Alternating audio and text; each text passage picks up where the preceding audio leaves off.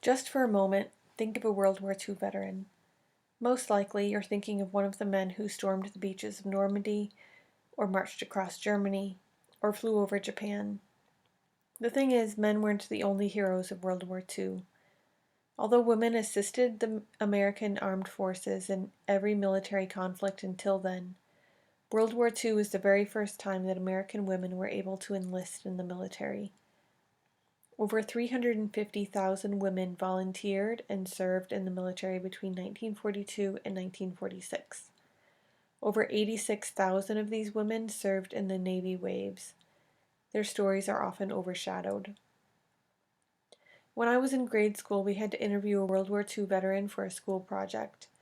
I went straight up to my grandfather, who was 21 when the U.S. entered the war. I thought maybe he or his brother could be a World War II veteran.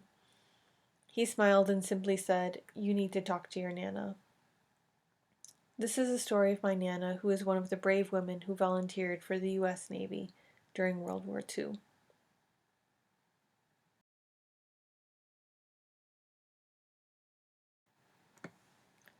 My Nana's name is Mildred Kaiser, and she grew up in DeKalb, Illinois.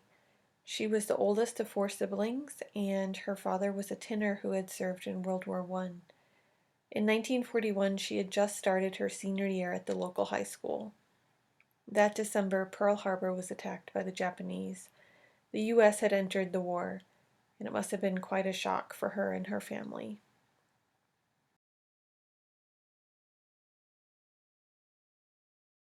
During her senior year, Millie met my grandfather Ed through her cousin and mutual friends. He was a farmer in Genoa, and they soon started to go steady, and they would date throughout the war. Millie graduated high school in June. Her Aunt Alice worked at Wurlitzer, a local piano factory in DeKalb. It had stopped production on pianos and was assembling military plane parts instead, including wooden plane propellers. Many of its male employees enlisted in the service, and so there were many job openings. Millie's aunt was immediately able to get her a job there. In July, the WWII, which means Women Accepted for Volunteer Emergency Service, was established as part of the U.S. Naval Reserve, and women began enlisting in the Navy. WWIIs were not eligible for combat duty, so they worked stateside, filling in where needed, which released the men for combat overseas. However, women in the military remained a controversial issue throughout the war, and they often did not get the same respect and pay as men in the armed forces.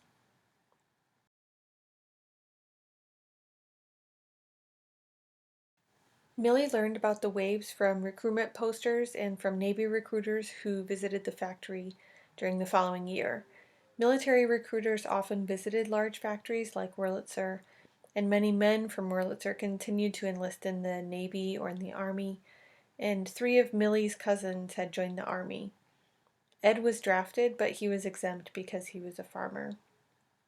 In October, WWIIs were awarded equal pay and rank as men, which became a huge incentive for women to enlist. By the end of the year, 27,000 women wore the WWII's uniform.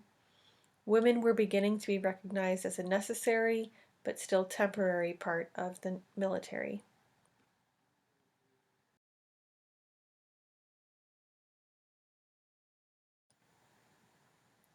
And so, the following spring, Millie decided to join their ranks.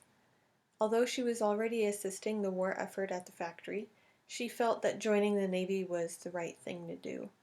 She left for basic training in April, and she was sent to train at Hunter College in the Bronx, New York. And it was the very first time she had been far away from home, and she even got to see the Statue of Liberty. After 6 weeks of intense marching, training, and exercises, she was sent to Saufley Field in Pensacola, Florida. She was in the first group of women to be stationed at that field. During her very first days there, she learned of D-Day and the Allied landing at Normandy, France.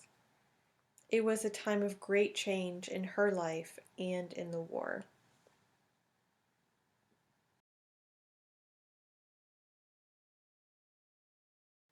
Throughout the next year, Millie worked diligently at Saufley Field in Tower 9. Millie's job was to log the flight hours of the pilots training at that field.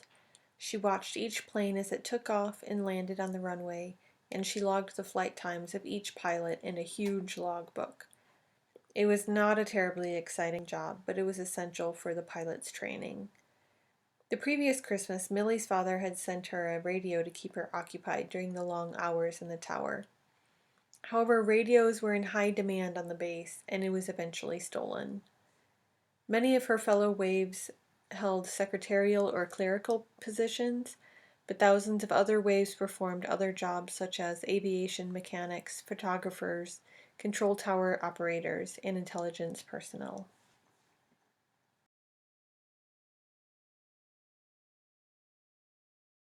Millie made friends with other girls on the base and became especially close friends with two girls named Frances, who worked in the main office, and Ski, who worked at the post office.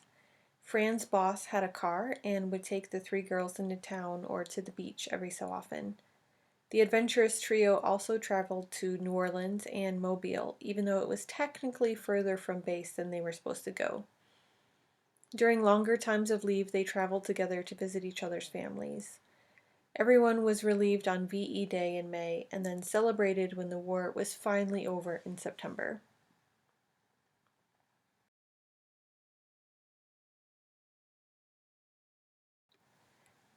Millie remained stationed at Saufley Field until the following February, when she was officially discharged. She went back to civilian life in DeKalb and married Ed in June. She had finished her duty to her country and devoted herself to her family once again. However, she never forgot her experiences as a wave. She remained lifelong friends with Fran and Ski, and she kept her confidence, her independence, and her inner strength.